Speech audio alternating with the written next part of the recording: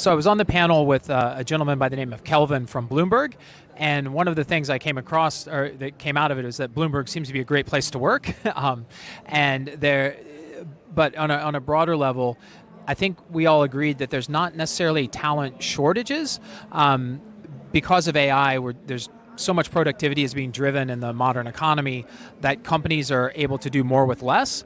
So it really becomes a question of holding on to the talent that you have and creating the right frameworks for upskilling and reskilling that talent so that your organization can win by being more productive and more profitable.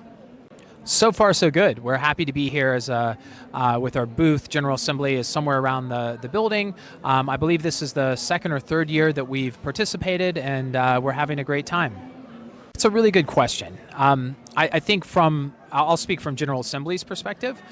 Being able to interface with so many different companies that are going through these, if you will, existential challenges brought on by new types of technology, specifically AI, but really there are companies here that won't be around in a few years, and I think everyone realizes that. And so there's this sort of mad dash to figure out how to meet the challenges of the future and how to do that in a meaningful, sort of systematic, thoughtful way.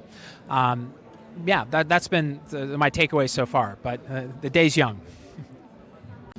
So I was just having a conversation with someone from the Asia Institute of Technology, or the Asia Institute of Finance, excuse me. And one of the things we were discussing, and I think this holds true, is that there used to be more of a sort of gatekeeper mentality. Innovation had to come from Silicon Valley, and then it sort of it meandered out from there. And I think if you look at Southeast Asia specifically, nearly every economy in Southeast Asia has grown their GDP by tremendous amounts in the last 17, 18, 19 years. So what you have is this cauldron of people that are growing and economies that are growing. And now with this advent of all these new technologies, in essence, you're tearing down the barriers to entry.